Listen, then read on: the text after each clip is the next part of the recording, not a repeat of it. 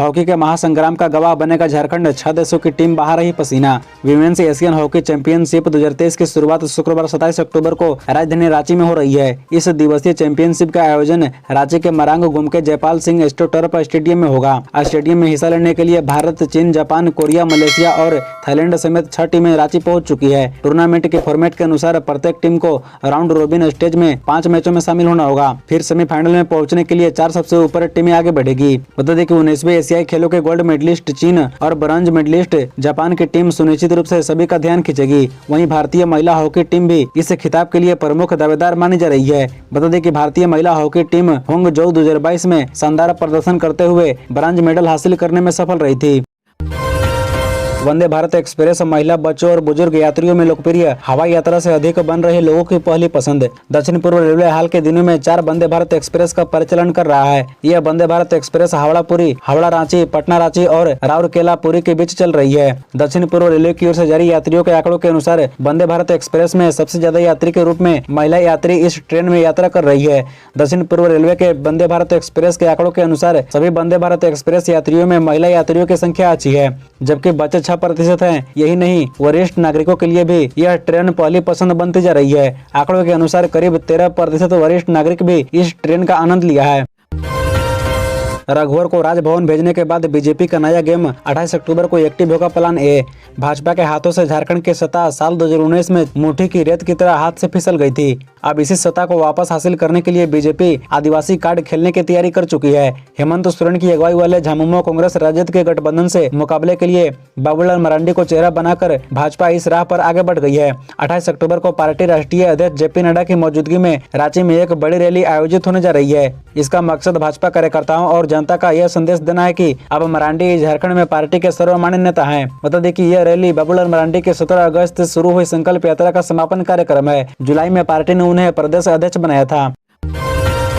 झारखंड में super active mode में ED तो हड़कंप, सत्ता और ब्यूरोक्रेसी के कई बड़े चेहरे रडार पर। पता है कि झारखंड में ईडी सुपर एक्टिव मोड में है। खनन और जमीन घोटाला के बाद अब शराब और बालू घोटाले में एजेंसी की ओर से कार्रवाई शुरू की गई है। ईडी के एक्शन को लेकर सत्ता और ब्यूरोक्रेसी के गलियारों में हलचल है। अलग अलग मामलों में जांच का बढ़ता दायरा सीएम हेमंत सोरेन, उनके मंत्रिमंडल के सदस्यों और राज्य के करीब आधा दर्जन आईएएस और राज्य सेवा अफसरों की परेशानी बढ़ा सकता है। बता दें कि ईडी पावर ब्रोकर्स और कई करीबियों पर भी लगातार शिकंजा कस रहा है। ईडी की जांच और कार्रवाई की वजह से राज्य के 2 आईएएस अफसर पूजा सिंघल और छवि रंजन पर कार्रवाई की गई है। इसके अलावा ग्रामीण विकास विभाग के पूर्व चीफ इंजीनियर वीरेंद्र राम, 8-9 बड़े कारोबारी विष्णु अग्रवाल, अमित अग्रवाल, दिलीप घोष, योगेंद्र तिवारी, सुनील यादव, टिंकल भगत, भगवान भगत, 2 चार्टेड अकाउंट सुमन कुमार और नीरज मित्तल भी शिकंजे में हैं। वहीं 2 पावर ब्रोकर पंकज मिश्रा और प्रेम प्रकाश और योगेंद्र तिवारी सहित 20 से भी ज्यादा लोग जेल भेजे जा चुके हैं। हेमंत सोरेन को सशक्त देने के लिए बीजेपी ने बनाया पुख्ता प्लान। जाने जातिगत जनगणना के मुद्दे से कैसे निपटेगी पार्टी। देश भर में सबसे पहले बिहार में जाति सर्वेक्षण का काम सीएम नीतीश कुमार ने कराया। इसे विपक्ष ने बड़ा मुद्दा बना लिया है। राज्यों में इसी साल हो रहे विधानसभा चुनाव में कांग्रेस ने भी सत्ता मिलने या पुनर्वासी पर जाति सर्वेक्षण के वादे किए हैं। केंद्र में सरकार बनने पर जाति जनगणना की बात कांग्रेस भी करने लगी है। विपक्ष खेमे में शामिल हर दल इसकी जरूरतें बताने लगे हैं। कांग्रेस नेता राहुल गांधी ने तो जाति जनगणना कराने और उसी अनुपात में आरक्षण की बात भी कर डाली। जाति सर्वेक्षण या जाति जनगणना के शोर से बीजेपी के कान में जू तक नहीं रहेगा। क्यों बीजेपी ने इतने महत्वपूर्ण मुद्दे को खुद से अलग रखा, ये जानना जरूरी है। नमूने के तौर पर झारखंड की सियासत देखा जा सकता है। बता दें कि जाति अगर राजनीति में जरूरी कारक है तो ये विपक्ष के साथ भाजपा के लिए भी समान जरूरत है। भाजपा ने झारखंड में जातिगत गोलबंदी का एक ढांचा तैयार कर लिया है। उसे भेद पाना अब विरोधी दलों के लिए नामुमकिन नहीं तो दूर जरूर है। बीजेपी ने प्रदेश अध्यक्ष अनुसूचित जनजाति के बाबूलाल मरांडी को बना दिया है। सूबे में अनुसूचित जनजाति की आबादी 26.2% है। बता दें कि झारखंड में लंबे समय तक बीजेपी से ही सीएम बनते रहे। रघुवर दास को छोड़ अब तक झारखंड का सीएम हमेशा अनुसूचित जनजाति का ही रहा। रघुवर दास के सीएम बनने को जातीय समाज पचा नहीं पाया और 2019 के विधानसभा चुनाव में बीजेपी को इसका एहसास भी करा दिया। यही वजह रही कि बीजेपी ने बाबूलाल मरांडी को प्रदेश अध्यक्ष बनाकर जनजातीय समाज को यह संदेश देने की कोशिश की है कि वह इसकी हिमायती है। मिशन 2024 के लिए एक्शन मोड में हेमंत सोरेन ने जेएमएम कार्यकर्ताओं को दिया चुनावी तैयारी का मूल मंत्र। मुख्यमंत्री हेमंत सोरेन ने झारखंड मुक्ति मोर्चा के कार्यकर्ताओं को ललकारते हुए कहा है कि वे चुनाव की तैयारियों में जुट जाएं। हेमंत सोरेन ने कहा कि राज्य की जनता ने बहुत उम्मीदों के साथ हमें अपना समर्थन दिया है। जनता के इस विश्वास पर सरकार के साथ साथ संगठन की भी जिम्मेदारी बनती है कि वह खरा उतरने का काम करे। मुख्यमंत्री हेमंत सोरेन ने कहा कि सरकार ने पिछले 4 साल में कई योजनाएं चलाई है। संगठन के लोगों का भी यह दायित्व तो बनता है कि इन योजनाओं को जनता तक ले जाने का काम करे ताकि उसका फायदा अंतिम व्यक्ति तक पहुंचे। बता दें कि हेमंत सोरेन गुरुवार को पार्टी के जिला अध्यक्ष, सचिव और प्रखंड अध्यक्ष व सचिवों को संबोधित कर रहे थे। इस दौरान उन्होंने पार्टी कार्यकर्ताओं को चुनाव की तैयारियों में अभी से जुट जाने का निर्देश दिया। पार्टी के नेताओं और कार्यकर्ताओं से उन्होंने कहा है कि 15 नवंबर से एक बार फिर सरकार आपके द्वार कार्यक्रम शुरू हो रहा है। इसमें भी पार्टी संगठन के लोगों को जुटने की जरूरत है। पांकी विधायक के बिगड़े बोल, शशि भूषण मेहता बोले, मंदिर के आसपास टोपी और दाढ़ी वाला दिखा तो दौड़ा कर पीटूंगा। किसी भी धार्मिक स्थल पर या उसके आसपास भी दाढ़ी और टोपी वाले दिखाई पड़ गए तो अंजाम बुरा होगा, उसे दौड़ा दौड़ा कर मारेंगे। जो देश में हिंदुओं की बात करेगा वही देश पर राज करेगा। झारखंड के भाजपा के पांकी विधायक कुशवाहा शशि भूषण मेहता का यह बयान सोशल मीडिया पर बहुत वायरल हो रहा है।